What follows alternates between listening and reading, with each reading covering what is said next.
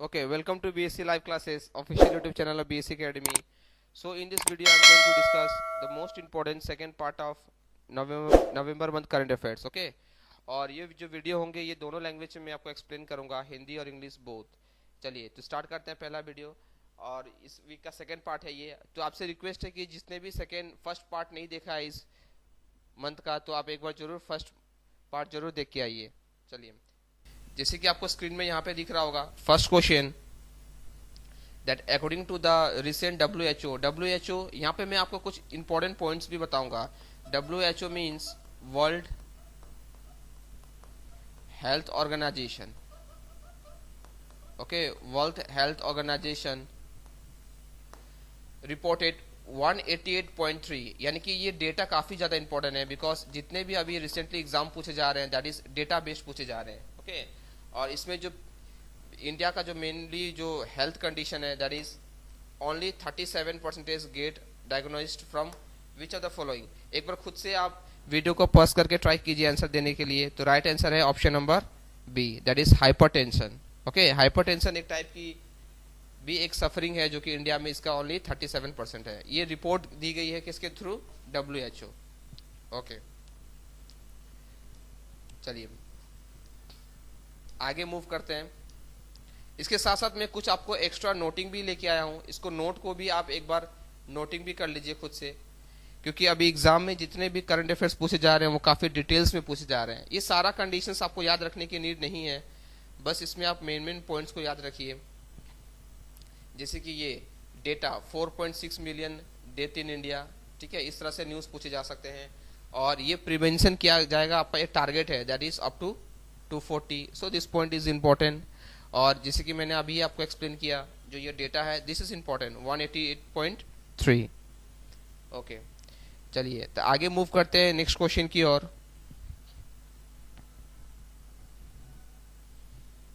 Question number 2,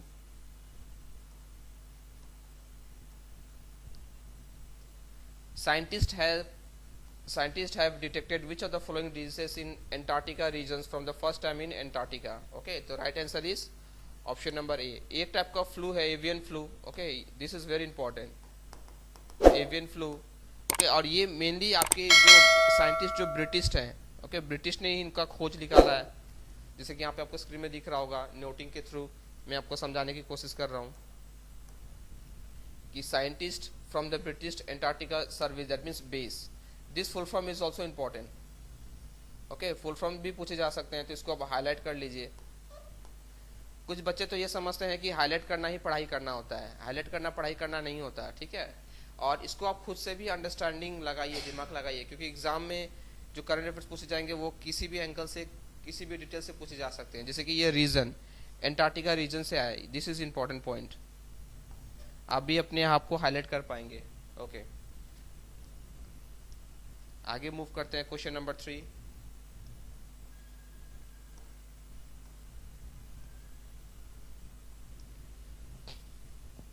which Indian actor has been recognised as the national icon for the voters awareness for the election. This question is sure short. Okay, that is famous person celebrity. Famous person celebrity question is so important. एक question आपको definitely कोई भी recently famous person है उसके related होगा, जिसका नाम है राजकुमार राव। इन्होंने और भी बहुत सारे मूवी किए हैं, जैसे मेरी शादी में जरूर आना, ओके, और भी 2-3 बहुत सारे हैं। तो आप इनसे रिलेटेड भी आप पूछ सकते हैं। ये एक्चुअली एक टाइप का एक फेस है, फेस वैल्यू दिया गया है इनको। ओके, फेस वैल्यू दिया गया है इनको for the national icon for the awareness for the election commission of the India। okay, election news is very important। okay, यहाँ पे नोटिंग भी दिए गए हैं, मैं थोड़ा सा साइड हो जा रहा हूँ और यहाँ पे आप नोटिंग कर लीजिए। okay,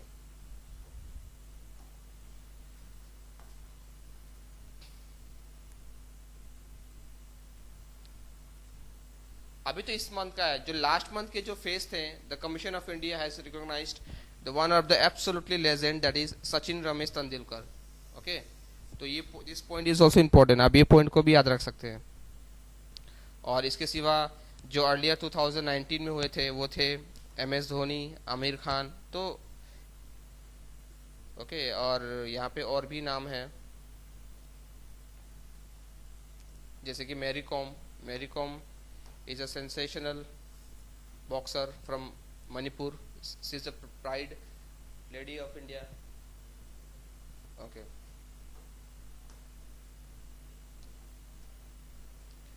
okay, next question, question number 4।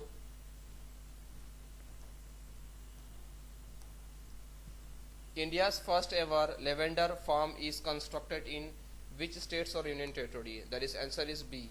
That is JNK, Jammu and Kashmir. In Jammu and Kashmir, so many new current affairs is also nowadays coming.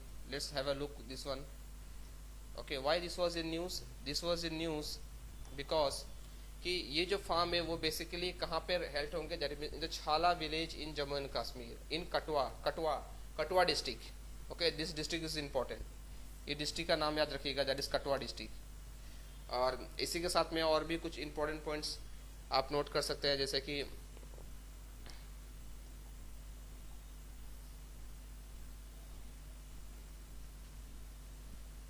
a native of European lavender, okay, a native of European lavender was introduced by the Indian Institutions Integrated Medicines, that is IIIM, okay, IIIM, and it's a division under the CSIR Aruna missions in 2018. So this point is also important. Okay, highlight करते हुए चलिए, noting बनाते हुए चलिए, क्योंकि exam में आपको बिल्कुल भी समय नहीं मिलेगा करंट अफेयर्स पढ़ने के लिए, क्योंकि प्रीलिम्स के बाद ही आपका मेंस का एग्जाम होगा। बैक टू बैक अभी काफ़ी सारे एग्जाम हो चुके हैं, जैसे कि SBI PO prelims,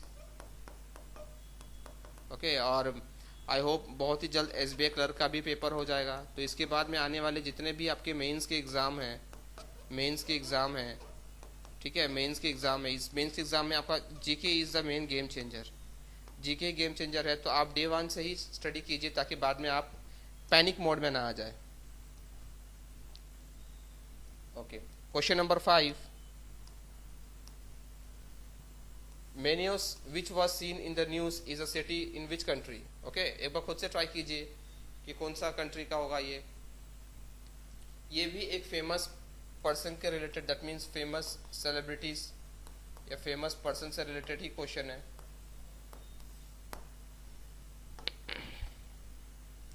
Okay, the right answer is Brazil. Brazil is also famous. It's a kind of European continent. Brazil is also for the football nation. Okay, football के लिए भी काफ़ी ज़्यादा पॉपुलर है ब्राज़ील। ओके, अगर extra noting करना है तो आप नोट भी कर सकते हैं। ब्राज़ील में कहाँ पे ये पाया जाता है? Mainly in Amazon rain forest. Okay, in Amazon rain forest, and it's also one of the largest river in the region, okay, largest river in the region, और ये एक टाइप का ब्राज़ीलियन सिटी है,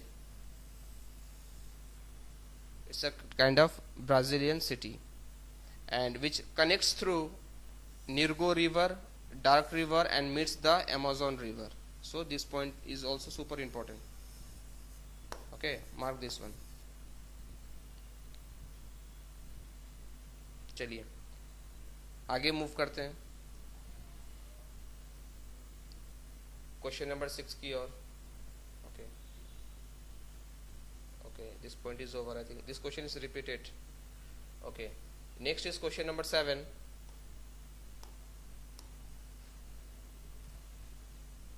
global solar facility is associated with which of the following blocks?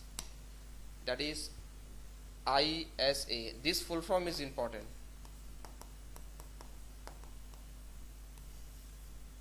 Okay, which is mean by International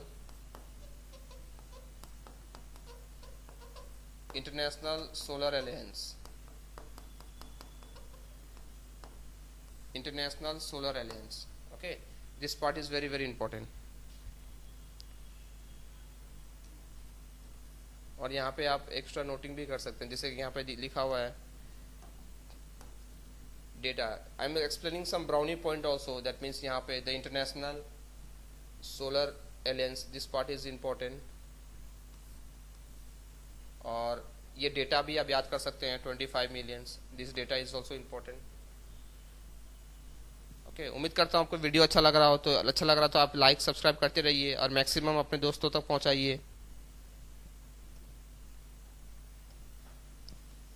okay, coming back to the question number 8, which countries are the host of the artificial intelligence safety summit in 2024? Okay, the right answer is option number A, South Korean and France. South Korean and France, this is important. South Korean and France is the right answer. Option number A. Option number A.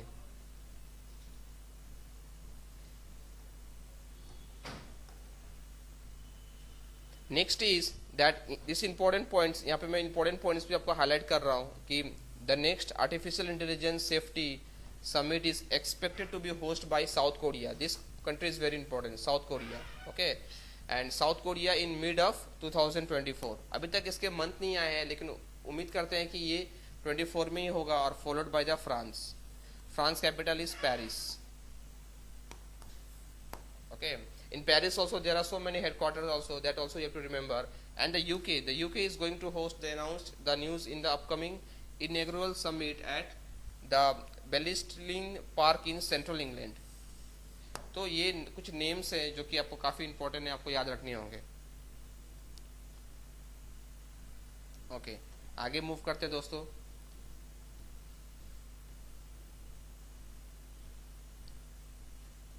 चलिए,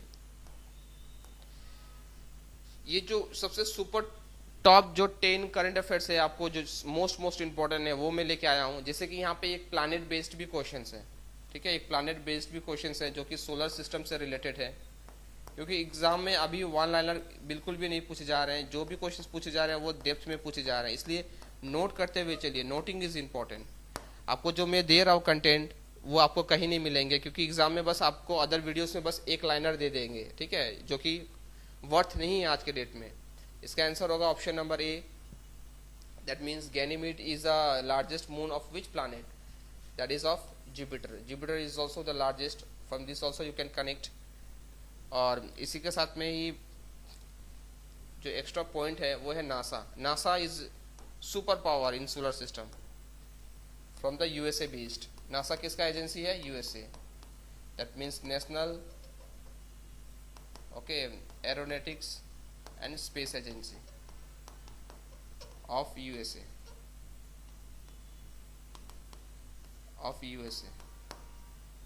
और for the milestones by the detecting mineral salt and organic compounds, इसके through, मिश्रण के through हुआ है। so this point is important. okay,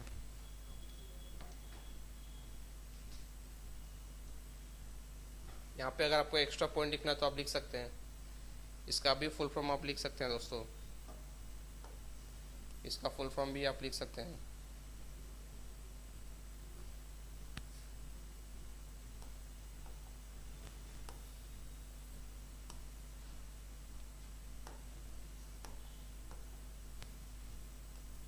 India resumed the negotiations for the Economic and Technology Corporations Agreement, that means ECTA with which country after 5 years? Okay, with which country after 5 years? So the right answer is option number A, Sri Lanka. Sri Lanka recently recession में भी गया हुआ था, जाकि काफ़ी ज़्यादा prices वगैरह hike हो गए थे। तो अभी जो इंडिया और श्रीलंका के बीच में जो रिलेशन है, that is negotiable for the economic and technological corporations agreement. तो इंडिया ने टायर अप किया है ताकि सपोर्ट करे श्रीलंकन गवर्नमेंट को। Sri Lankan capital is now okay, और श्रीलंकन में जितने भी अभी फूड से related, health, okay, infrastructure development, ये सभी के सभी इंडिया इसको हेल्प करेगा इस एग्रीमेंट के थ्रू। और this will also a good collaborations between the two countries. Okay, तो उम्मीद करता हूँ आपको वीडियो अच्छा लगा हो। अगर वीडियो अच्छा लगा हो तो लाइक सब्सक्राइब जरूर कीजिए, और जो भी चैनल के माध्यम से पहली बार जुड़ रहे हैं कि चैनल को सब्सक्राइब करना बिल्कुल भी ना भूले।